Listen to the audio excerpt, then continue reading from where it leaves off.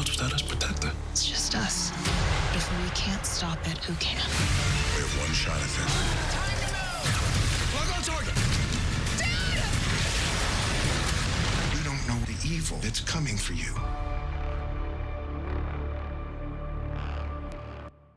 This is Raven Simone. Watch a new episode of Scrabble this Thursday at 8, 7 Central on the CW.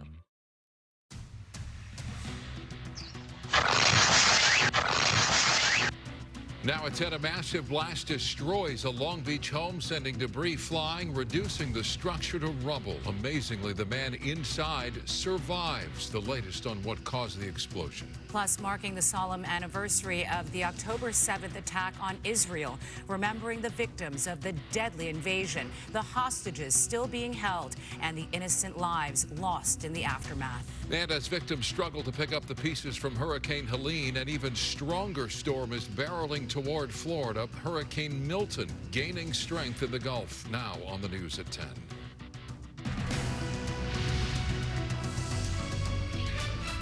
Good evening, I'm Micah Ullman. And I'm Cher Calvin. A home in Long Beach is leveled after an explosion rocks the property. Amazingly, the man inside survived. Surveillance cameras captured the blast. It sent debris flying. It startled the neighborhood. KTLA's Chris Wolf there in Long Beach with more on what we're learning about the explosion tonight. Chris.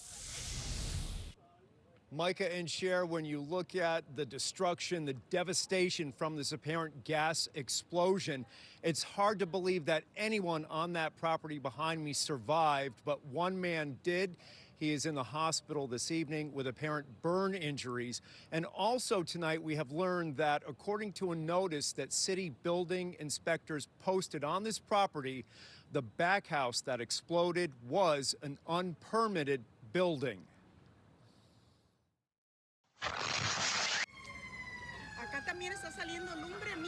Shock, panic, and chaos as a house explodes in Long Beach around 11 a.m. Monday morning, caught on security footage before the blast knocked out power to the entire area.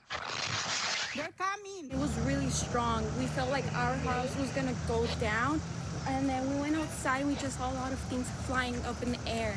Neighbors rushed to try to help any survivors amid the wreckage and shreds of debris. Miraculously, no one was killed, although fire officials say a man in his 30s was rushed to the hospital. 2 adults and a teenager were in the main house and are okay. The explosion was so powerful, it shattered windows of nearby homes and caused the roof of a house across the street to collapse. This neighbor explains his wife was about to take the dog out for a walk. When she tried to open, it was an explosion, and then the door go like this and hit her here, and then she ran that way and she started like screaming like, what happened, what happened? And I told her just to stay down. This is the first time this happened, and I was like... Investigators say a back house, or ADU, exploded. ADU stands for Accessory Dwelling Unit, and in this case, it was a converted garage. Initial reports say some type of malfunctioning gas appliance may be the cause. City officials have yellow tagged the main house, meaning limited access is allowed. They, of course, have red tagged the rest of the property, meaning it is unlivable. And again, officials, investigators say that back house, that accessory dwelling unit, was unpermitted.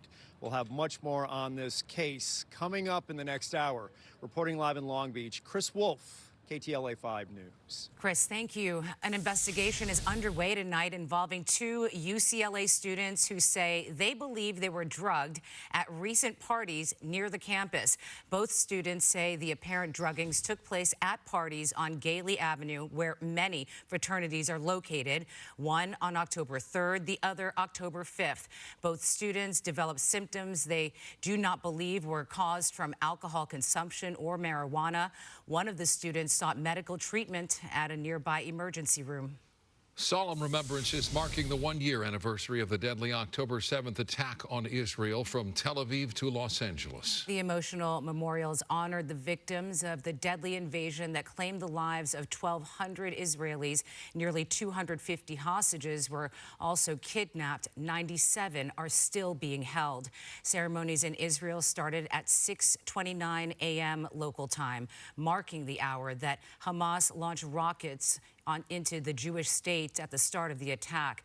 Family and friends of the victims also gathered at the grounds of the Nova Festival, where hundreds of music revelers were slaughtered. We have live team coverage tonight. Carlos Saucedo standing by, but we begin with Rachel Menitoff live in Beverly Hills. Rachel. Micah Scher, this is, of course, a day that is being commemorated all around LA, which has the second largest Jewish community in the country. For many people, they have been personally impacted by the October 7th attacks. They've lost friends, family, or are connected to someone taken hostage.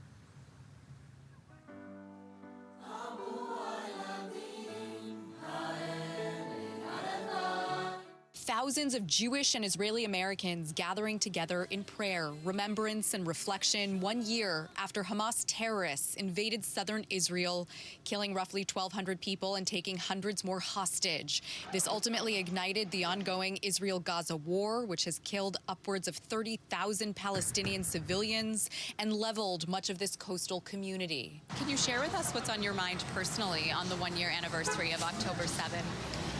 So this morning I was in school, I teach at a school, and one of my students asked me like, oh, are you sad? Today's October 7th. And I'm like, yes, but I've been sad every day since last October 7th. Inside the Saban Theater, various elected officials and community leaders lit candles for the fallen soldiers, the victims of sexual abuse, and the thousands murdered in what was the deadliest terror attack in Jewish history.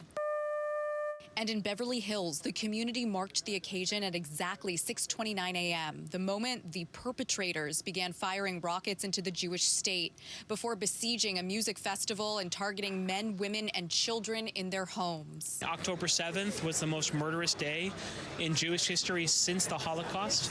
But since then, we have come together to support each other, to help each other, to grow in strength, to support victims of terror.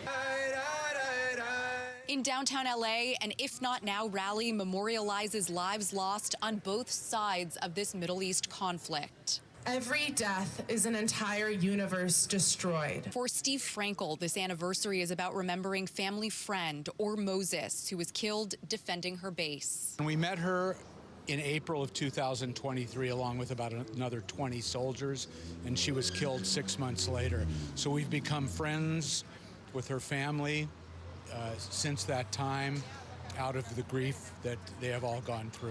Someone stole the moon tonight, took my light. The collective grief, palatable in this room, but so is the ability to persevere and hope for more peaceful days to come. Sheila Miller shared with us her personal and familial mantra on a day like today. My father, a very wise rabbi, once told me, if there is a substitute for love, it is memory. And tonight, we all remember. Tonight, we also heard from survivors, from relatives whose loved ones were murdered on October 7th, from search and rescue teams and first responders who were among the first on the scene. We're live in Beverly Hills tonight. I'm Rachel Menitoff, KTLA 5 News. Back to both of you. Rachel, thank you, and some powerful words there at the end. The October 7th anniversary has evoked a lot of emotion on college campuses here in Los Angeles, the scene of